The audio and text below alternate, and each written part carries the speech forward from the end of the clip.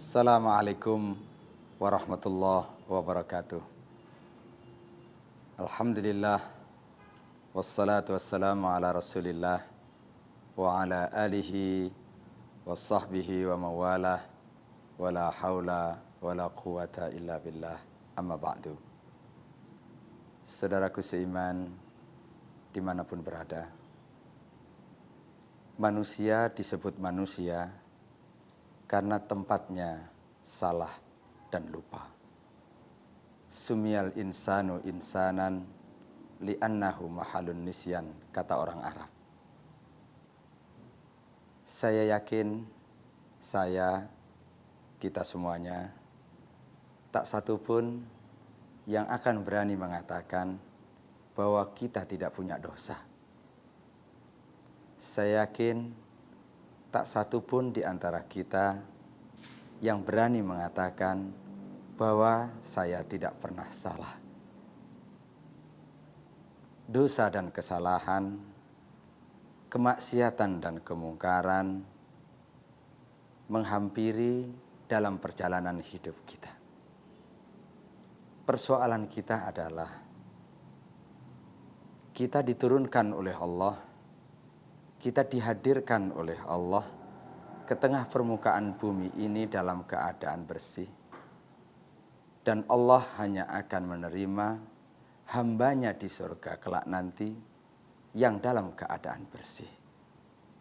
Karena itu semuanya terpulang kembali kepada kita masing-masing. Apakah kita akan menyelesaikan persoalan dosa dan kesalahan yang selama ini telah kita lakukan? Jika jawabnya iya, saya ingin menyampaikan untuk diri saya dan kita semuanya, peluang menyelesaikan dosa itu hanya ada dua. Apakah kita akan selesaikan nanti di akhirat kelak kemudian hari dengan balasan siksa atas kesalahan, dosa yang pernah kita lakukan? Ataukah kita akan menyelesaikan di dalam pendeknya kehidupan kita di dunia sekarang ini? Satu catatan yang perlu sama-sama kita renungkan, kita pahami, kalau kita memilih nanti menyelesaikannya, satu hari sama dengan 1000 tahun, siksa yang paling ringan dibakar ujung kaki kita, mendidih ubun-ubun kita. Karena itu, saudaraku seiman, bagi orang yang beriman tidak ada jalan lain, tidak ada pilihan lain kecuali menyelesaikan dosa itu pada saat kita hidup di dunia sekarang ini. Dengan apa kita harus menyelesaikan? Salah satu di antara ide cerdas, langkah cerdas untuk menyelesaikan dosa yang pernah kita lakukan, kita tetapkan pada diri kita kuatkan niat diri kita untuk melaksanakan ibadah haji dan juga ibadah umrah. Karena Rasulullah Shallallahu Alaihi Wasallam, Nabi panutan kita, telah mengatakan, al-umratu ilal umrati mukaffiratun lima bainahunna. Umrah yang satu dengan umrah yang berikutnya akan menjadi wahana penebusan dosa di antara keduanya. Saya yakin banyak di antara kita yang sudah melaksanakan ibadah umrah sekali, 2, 3, bahkan 4 kali. Ketika itu kita lakukan, mudah-mudahan apa yang kita lakukan, umrah yang kita jalani akan menghapuskan dosa-dosa yang telah selama ini kita lakukan.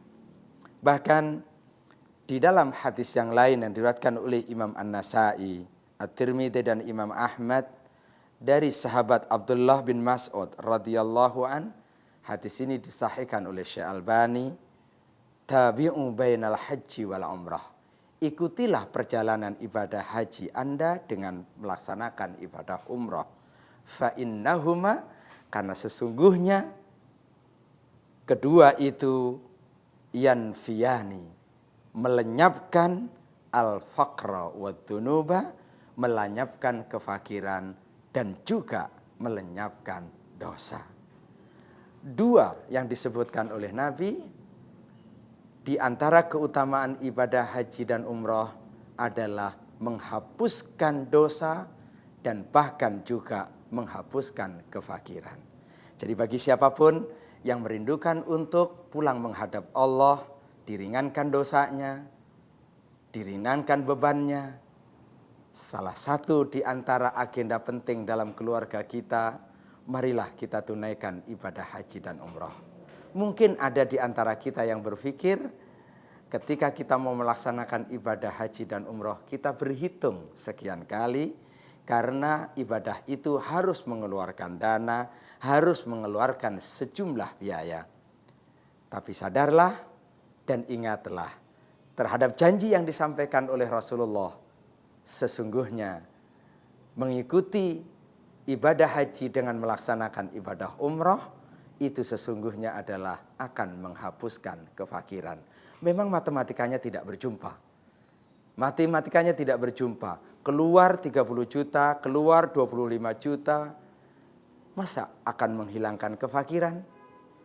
Tetapi ini akan bisa kita fahami dan kita rasakan manakala kita siap untuk membuktikan dengan keyakinan bahwa apa yang disebutkan oleh Nabi itu adalah benar adanya, dan marilah sama-sama kita buktikan.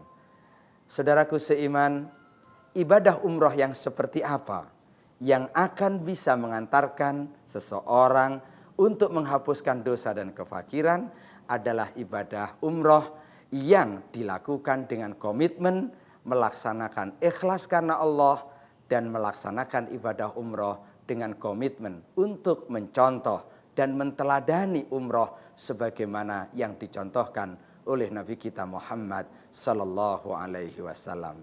Karena itu, saudaraku seiman, memilih travel, memilih biro perjalanan yang punya komitmen untuk melaksanakan dan membimbing ibadah umroh sesuai dengan yang dicontohkan oleh Nabi menjadi satu keharusan manakala kita merundukan ibadah haji dan umroh kita adalah ibadah yang akan menghapuskan dosa dan sekaligus menghapuskan kefakiran. Mudah-mudahan Allah memberikan kekuatan, petunjuk kepada kita, kemudahan kepada kita untuk bisa melaksanakan ziarah ke tanah suci, melaksanakan ibadah umroh, dan mudah-mudahan umroh yang kita lakukan akan membawa pada diri kita penghapusan atas dosa yang selama ini kita lakukan, dan mudah-mudahan harta yang kita keluarkan menjadi harta yang penuh dengan keberkahan dari Allah Subhanahu wa ta'ala.